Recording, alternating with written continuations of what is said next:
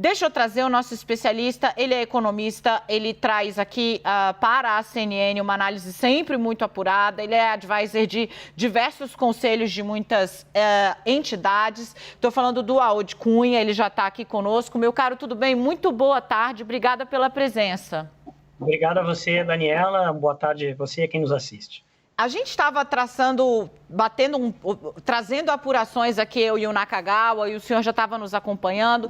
Eu trago aqui essa nota do Edinho Silva e faço aí a ressalva de que quem deu essa ideia de oposição entre responsabilidade fiscal e ação social foi o próprio Lula ontem, nesse discurso que causou tanto ruído.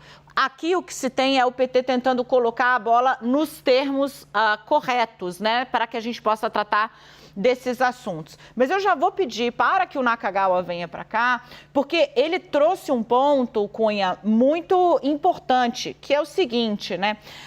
Houve depois, né, fechou o mercado, você vai falar com os grandes agentes e houve uma percepção de que, além, claro, do reflexo dessa fala mal colocada, quanto a isso não tem dúvida, mas houve uma espécie de efeito rebote pelo desencanto com o resultado da eleição, uma espécie de desforra, digamos assim, que acabou ampliando esse movimento do mercado. É possível dizer que isso existiu? E aí, o que esperar dessa relação que precisa ser pragmática? Afinal de contas, a gente está falando de gente que está gerindo dinheiro alheio. Acho que me fiz entender, a palavra é sua. Não, sim, Daniela, eu acho que é normal que você tenha, a gente está no calor ainda das eleições que ocorreram, que as pessoas tenham preferências políticas, enfim, mas eu acho que é hora de se ter racionalidade, bom senso e olhar para os fatos como eles são. O fato concreto é que o Brasil vem com déficits primários, né, gastando mais do que arrecada, desde 2012. Esse ano ele deve fechar com um pequeno superávit nas contas públicas pela primeira vez, mas todos sabem que esse resultado ele ficou dependente de crescimento de receitas por conta da inflação, tanto no governo federal quanto estados, por se segurar despesas com o funcionalismo que é difícil segurar por muito mais tempo.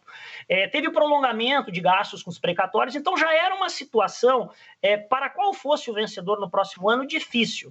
E portanto, em cima dessa situação, que algo objetivo, que é uma proposta de PEC, que tira todo o Bolsa Família, né, do teto de gastos, e que, portanto, estando fora do teto de gastos, sabe-se lá como que ele vai ser reajustado daqui para frente. Cunha, posso te apartar um pouco? Porque eu acho importante para você, como tenho aqui essa sorte de ter você, eu quero espremer o máximo para a gente fazer puro suco de didatismo, né? Porque o que significa na prática? Você excluir o Bolsa Família do tal do teto de gastos, que é mais ou menos ali, gente, o seu saldo bancário. Olha, eu tenho isso para gastar, se eu gastar mais do que isso, eu estou no vermelho e eu não posso.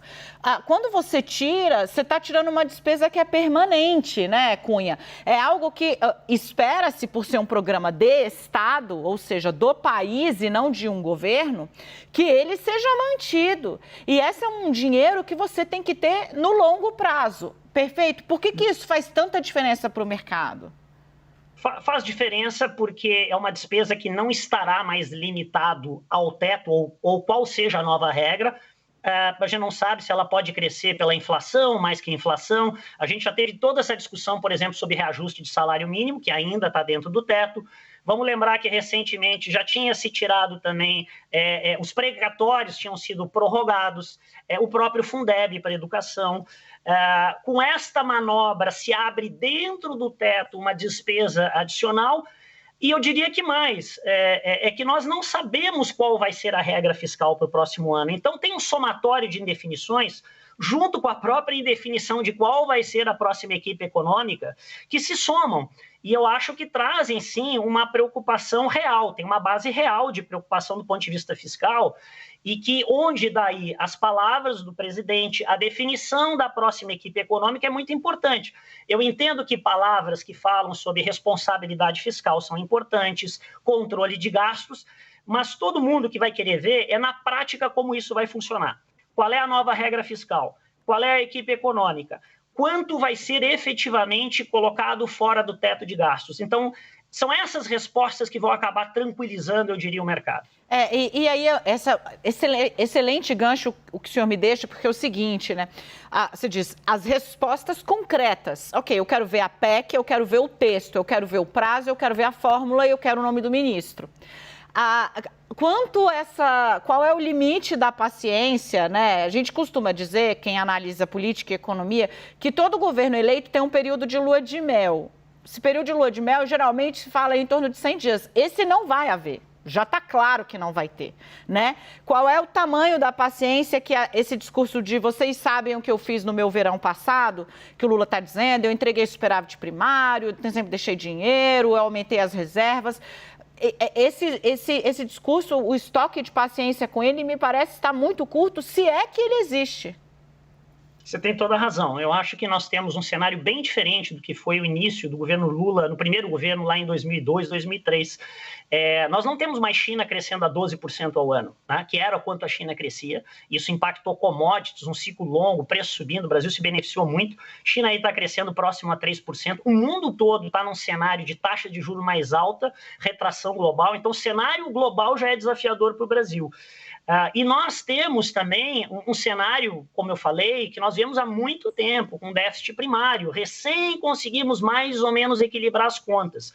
O Brasil também já tem uma carga tributária alta para o seu nível de renda per capita. Nós temos aí 33%, 34%, que para o nível de renda per capita do Brasil é alto. Então, também não é simples aumentar gastos e aumentar receitas, carga tributária lá na frente. Então, eu acho que é um período curto, como você falou. Essas definições de qual vai ser a PEC e qual vai ser a equipe econômica, e não só, eu diria, a equipe do Ministério da Economia ou do novo Ministério da Fazenda, a definição, nós vamos ter efetivamente Ministério do Planejamento, MIDIC, quem que vão ser... Vale lembrar que, por exemplo, no governo Dilma, nós tivemos Joaquim Levy no início, um nome bem respeitado pelo mercado, mas essa coordenação, logo depois, ao longo de um ano, não funcionou. Então, eu acho que é esse espectro mais amplo de definição de PEC e todo o time econômico que vai dar uma sinalização mais clara para o mercado. Eu vou explorar de novo esse gancho que você me dá, porque ele é valioso, né? Se você me pergunta como repórter, né? Daniela, você aposta que vai ter Ministério do Planejamento? Sim. E que vai haver Ministério da Indústria e do Comércio? Sim.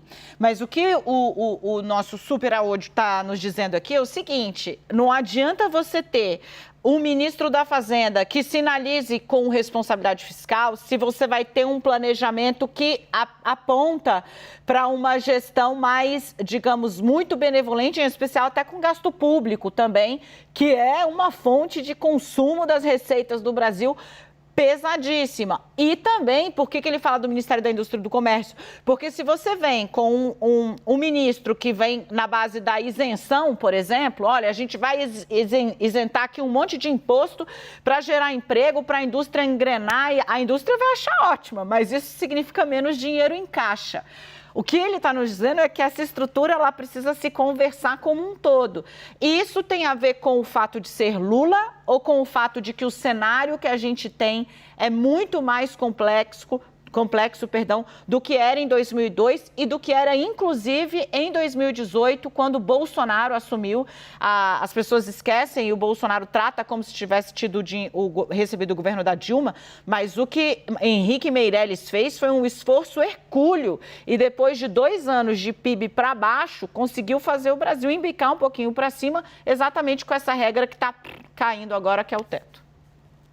Eu acho que é uma combinação das duas coisas que você falou, né? Tem um histórico, né? Apesar do presidente Lula sempre puxar mais para o período de 2003, 2010, nós tivemos um histórico posterior da administração do PT sobre a ex-presidente Dilma, que teve uma expansão de gasto grande ali em 2012, 13, 14, depois nós tivemos uma recessão muito grande em 2015, 16, então tem essa memória, esse receio do mercado, e ao mesmo tempo é um cenário externo bem mais adverso, né? Nós não temos o mundo numa fase de crescimento acelerado.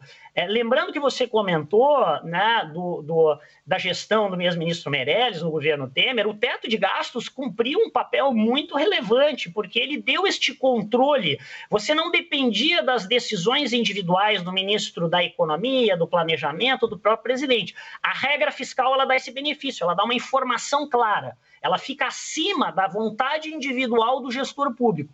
Quando nós não temos mais essa regra, a pergunta é, qual será a outra regra? Agora, de novo, e aí eu já aqui aviso que vou liberá-lo, claro, a gente está explorando o tempo todo aqui que ele tem, mas é que eu acho que é importante deixar claro, e aí nesse esforço de honestidade, análise crítica e fundada nos fatos que a gente tem aqui na CNN, o fato é o seguinte, né, Cunha, o teto mesmo, gestado, idealizado e deixado de pé pelo Meirelles, foi demolido neste governo, seja pelas circunstâncias externas, pandemia, que necessitou do orçamento de guerra, uma série de fatores você pode colocar aí, seja pelas decisões do presidente nesta última quadra de gastar o que dava e o que não dava por conta da eleição. O fato é que o teto tal qual deixado pelo Meirelles, ele já não existe há pelo menos o quê? 3 anos? Eu diria que ele foi sendo, né? Foi se criando, governo e Congresso, subterfúgios para fazer exclusões de despesas, principalmente nos últimos 2 anos. O resultado fiscal, independente do teto, será bom nesse ano, porque há uma combinação de controle de algumas despesas, como funcionalismo, a inflação ajudou bastante no crescimento de receitas. Então, esse é um aspecto positivo, quando a gente olha para os números, sem sombra de dúvida. Apesar dessas exceções no teto, receita e despesas vão estar sob controle, mas nós já sabemos que nós não teremos mais esse nível de crescimento de receitas no próximo ano, provavelmente um PIB mais baixo. Então, são 2 coisas que a gente precisa olhar, o limite para gastar e essa combinação de despesa e receita. E essas 2 coisas não estão fechando na conta do equilíbrio fiscal para o próximo ano. Gente, deixa eu pedir para botarem ele aqui no nosso telão, eu quero me despedir do Aod Cunha. Ele veio aqui dar mais do que uma entrevista, ele foi generoso com o nosso telespectador, que é o motivo pelo qual nós trabalhamos, para dar uma explicação desapaixonada e fincada nos fatos, ao que aconteceu ontem e por que a gente deve viver esse momento de volatilidade daqui em diante. Muitíssimo obrigada, prazer recebê-lo aqui, volte mais vezes, até a próxima. Obrigado, Daniela, sempre um prazer estar aqui com vocês na CNN.